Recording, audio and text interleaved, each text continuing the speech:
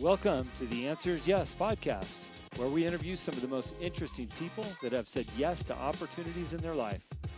We hope that through these stories, you can learn to create your own destiny by saying yes along the way. Join us as we explore the new series covering topics such as passion, integrity, and hard work.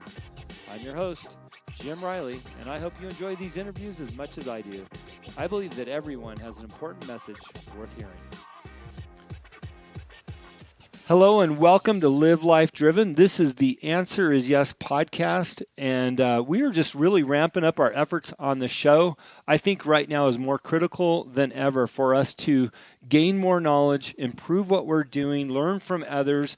As I say in my consulting business, I've paid the dummy tax so that you don't have to. I've got a wonderful author on today. The book is called $1 Million Adjustments, and Linda's on the line. Good morning, good afternoon. How are you, Linda? Good afternoon. I'm great. How are you, Jim? I'm doing well. I've been working on a book myself, and I realize how much work goes into that. And I've been interviewing a lot of authors lately, but yours really stood out because, talking about $1 million adjustment, the power of small changes on performance, productivity, and peace. I want to hear a little bit more about that book towards the tail end of our show, but can you give me some background on yourself and maybe some career highlights before we talk about your book? Absolutely. And that's why I actually love the title of this podcast, because we can't grow if we don't say yes. And I think that's such an important concept. I think a lot of people don't say yes because they're afraid they might fail. And so I went into an industry that was all about failure. It was all around me every single day. And I work in professional baseball. Was part of a couple teams that won World Series championships. So I like to say that I teach champions. And I just really got to see firsthand the power of people making decisions every day, yes or no. So my background basically is that I work in pro sports by accident. I didn't go looking for it. Has to do with the international players. The international players started coming in great numbers. Teams didn't really know how to handle that and how to integrate them well into not only into the team but into to play at a really high level. So I was called in to help create programs that would help them make those adjustments better. So that's what I've been doing for the last 15 plus years, and just getting them to the place where they can perform at the highest level that they can. I've had the pleasure to work with many high level and performing athletes, the Bill Waltons, Arnold Palmer, Peter Jacobson, and several others. These are special people, and identifying that early is important. But once you get there, again, going back to the title of your book, $1 Million Adjustments, it's so important to understand what you'll be going through and how and why. And I get a lot of extreme sport athletes listening to this show because of my off-road racing background as a professional driver. Talk a little bit about what are some of the things that people go through as they transition from, kind of their collegiate sports into a higher level. That's a great question. I think that the level of play changes in terms of speed and expectation. And there's a lot of people holding your hand in college, whether you realize it or not. You get into pro sports, and it depends on the sport itself. Baseball tends to hold your hand just a little bit more than the NFL, than football and hockey and stuff. But overall, there's the difference between development and holding your hand that way. So I think that one of the things that surprises athletes, especially American athletes, I will say it's a little different with international athletes, is they get into pro sports and suddenly that cheerleader, that person that they kind of had maybe around in collegiate sports isn't there for them in the pro sport world. So they either have to have their own guy. You say everyone has a guy. Yeah. Somebody that they, kind of look to for mentoring and help. or they try to they look for that. So I think that level of support changes a little bit, and the expectations are higher. Yeah. I had the pleasure of interviewing Alan Stein Jr., who has a book out called Raise Your Game. He's a performance coach for the NBA. And, it's so important to have coaches and, working with our performance specifically, as it's in the title of your book. Talk about how important small changes are in performance and how you can make those changes to become better over time, and what your perspective is on that.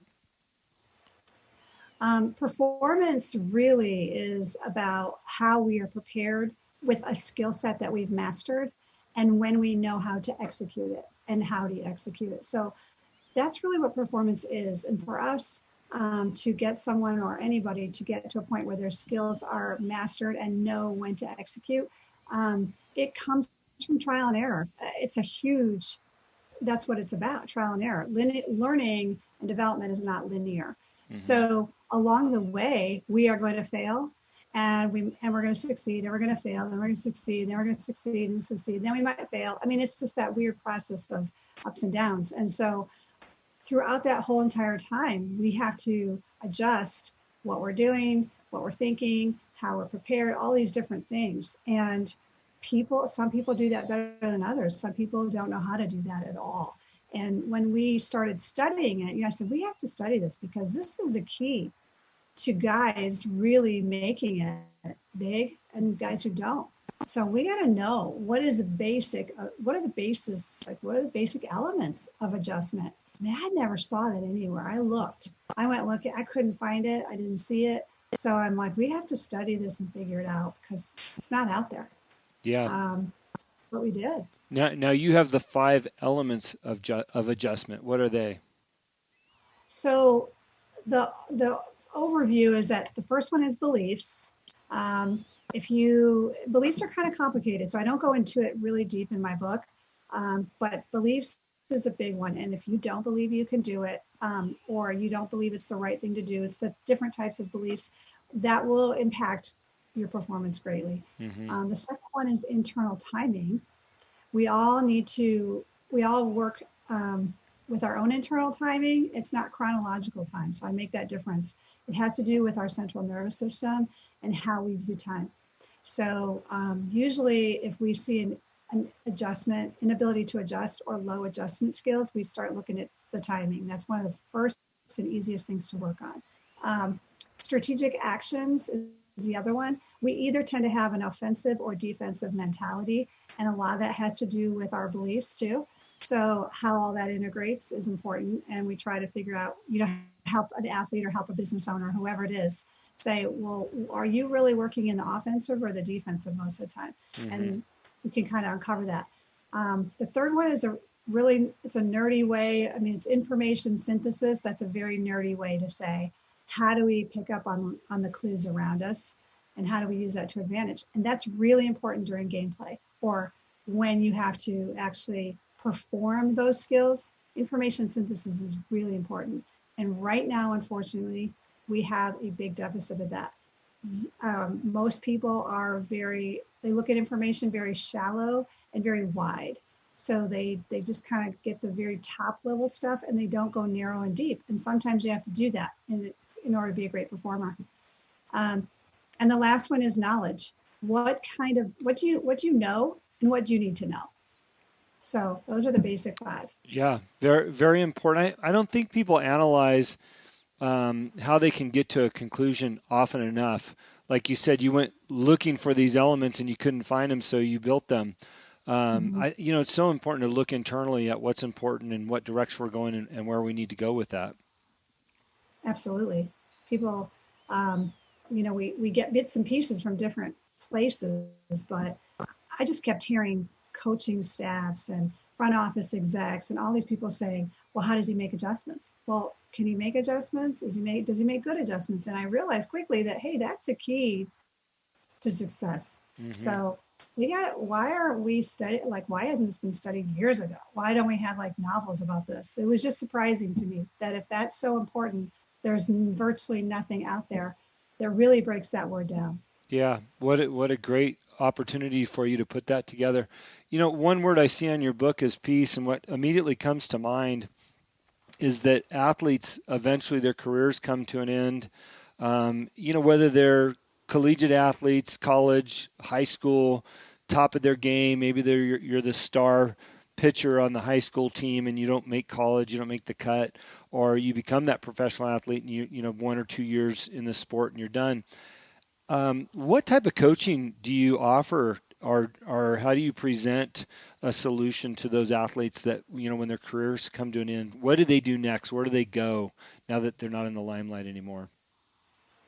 Well, it's interesting. The NFL has a term for that, the hero complex. Mm. So, once you're the hero and you're on the big stage, how do you become just a regular guy? So that is a real thing.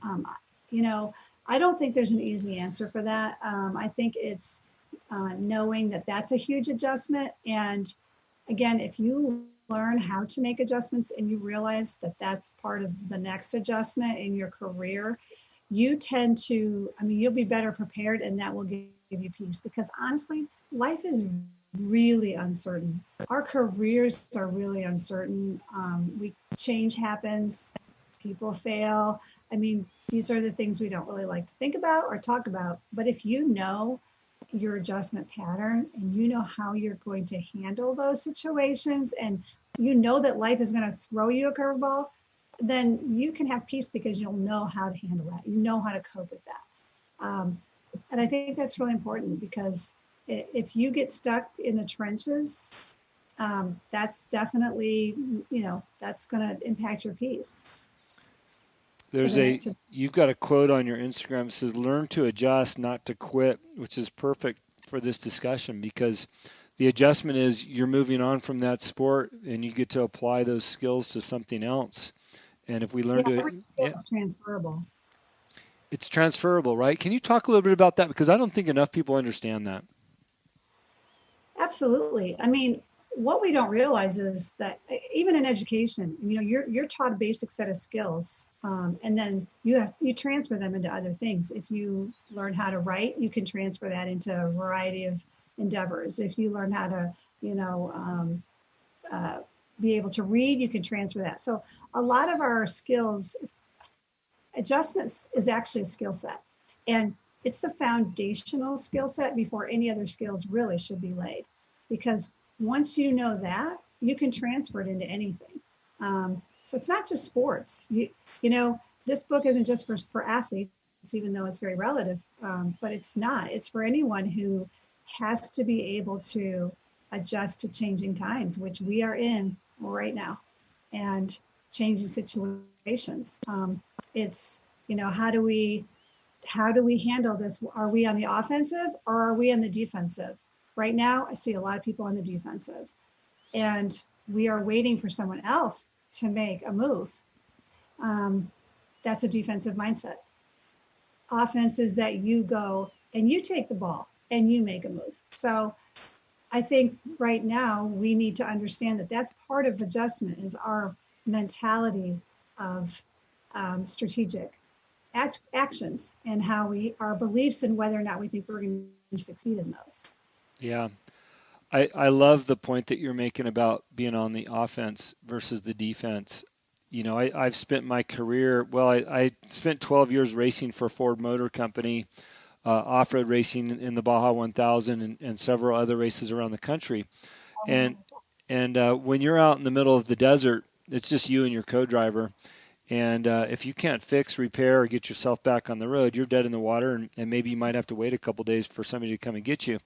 But we fight to get to the finish line, because you can't win until you get to the finish line. And ultimately, that's the real goal, is to finish these endurance, high-pressure, tough races.